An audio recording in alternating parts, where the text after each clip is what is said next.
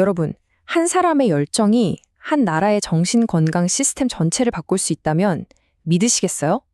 오늘은 그냥 마음을 치유하는 걸 넘어서 그 시스템 자체를 뒤흔든 한 사람, 바로 이후경 박사의 정말 놀라운 여정을 한번 따라가 보려고 합니다. 이후경 박사가 남긴 말인데요. 한번 들어보세요. 상담이란 만남을 통해 서로 닫힌 마음의 문을 열어보는 일이다. 어두운 마음의 세계로 끝없는 여행길을 떠나보는 일이다. 와, 정말 시적이죠? 이 말 한마디에 사실 그의 철학이 다 담겨 있어요. 그러니까 치료는 그냥 뭔가 고장난 걸 고치는 게 아니라는 거예요. 오히려 닫힌 마음의 문을 열고 그 어두운 세계를 함께 탐험하는 여정이다. 이렇게 본 거죠. 바로 이 관점, 여기서 모든 게 시작됩니다. 자, 그럼 이 여정은 대체 어디서부터 시작된 걸까요? 이후경 박사가 생각했던 정신치료의 진짜 목적, 그 핵심에는 어떤 생각이 있었는지 한번 제대로 들여다보죠. 바로 이 부분에서 그의 관점이 얼마나 혁신적이었는지 딱 드러납니다. 보통 우리는 고통을 그냥 없애야 할 적으로 생각하잖아요. 근데 그는 아니었어요. 오히려 불안은 창조성을 위한 동력으로, 분노는 나를 바꾸는 에너지로, 그리고 슬픔은 다른 사람을 이해하는 연민으로 바꿀 수 있다고 믿었던 거죠. 이게 바로 치료의 진짜 모습이라고 본 거예요. 대단하죠? 이 과정을 그는 정말 멋진 비유로 설명했는데요. 우리 마음속에 있는 탐욕과 미움으로 가득 찬 낡은 집이 있다면 그걸 그냥 허물어 버리자는 거예요. 그리고 그 자리에 바로 지금 여기에서 사랑과 평화, 기쁨이라는 새로운 집을 짓는 것. 이게 바로 그가 꿈꿨던 궁극적인 변화의 모습이었던 거죠. 자, 그런데요. 이렇게 멋진 비전이 있어도 그걸 실현할 구체적인 방법, 일종의 지도가 없으면 뜬구름 잡는 얘기가 될 수 있잖아요. 그럼 젊은 의사였던 그는 과연 어디서 그 길을 안내해 줄 지도를 발간했을까요? 그 결정적인 순간 바로 1985년에 찾아옵니다. 그가 운명처럼 한 권의 책을 만나게 되는데요. 바로 어빈 얄롬의 집단 정신치료의 이론과 실제였어요. 훗날 그는 이 책을 자신의 훌륭한 지도였다고 회고할 만큼 이 만남이 그의 인생 전체를 바꿔놓는 시작점이 됩니다. 이 얄롬 이론의 심장, 가장 핵심적인 개념이 바로 치료 요인이라는 겁니다. 이게 뭐냐면요. 그냥 막연하게 치료가 된다? 이게 아니라 집단 상담 안에서 도대체 무엇이, 어떻게 사람을 긍정적으로 변화시키는가, 그 핵심 메커니즘을 과학적으로 분석한 거예요. 이후경 박사는 바로 이 부분에 완전히 매료됐고 그의 초기 연구도 여기에 완전히 집중됩니다. 근데 여기서 아주 미묘하지만 정말 결정적인 생각의 전환이 하나 있어요. 얄롬이 처음에는 치유 요인, 그러니까 병이 완전히 낫는다는 의미의 단어를 썼거든요. 근데 생각해보니 완벽한 치유라는 건 어쩌면 환상일 수 있겠다 깨달은 거죠.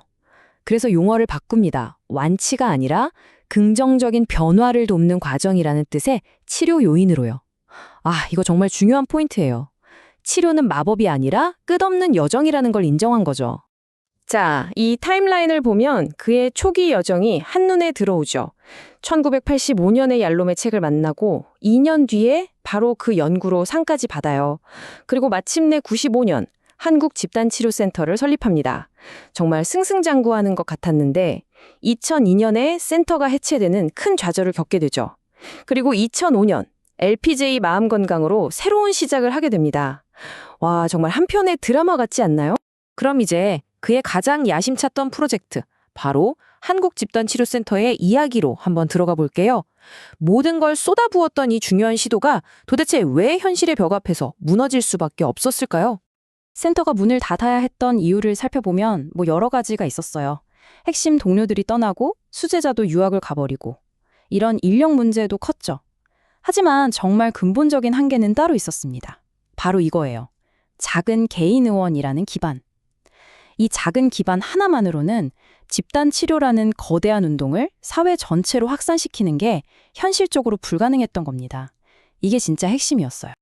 자, 센터는 문을 닫았고 운동은 멈춰섰습니다. 모든 걸 잃은 것 같은 이 순간, 여러분이라면 어땠을 것 같으세요? 이 선구자는 여기서 어디로 갔을까요? 그의 다음 행보는 정말 아무도 예상하지 못했습니다. 바로 여기서 이야기가 정말 놀라운 방향으로 확 틀어집니다. 그가 해답을 찾으러 간 곳은 더 깊은 의학 연구실이 아니었어요. 놀랍게도 바로 경영대학원이었습니다. 그의 생각은 정말 놀라울 정도로 명확하고 전략적이었어요. 첫째, 문제를 정확히 진단합니다. 아, 이건 의학의 문제가 아니구나. 이건 조직과 돈, 즉 시스템의 문제다. 둘째, 그럼 뭘 해야 할까? 새로운 지식을 찾아 나섭니다. 그래서 2003년에 연세대 MBA에 입학해서 리더십, 경영 전략을 배우기 시작해요. 그리고 마지막, 그 MBA 과정에서 마침내 청사진을 그려내죠.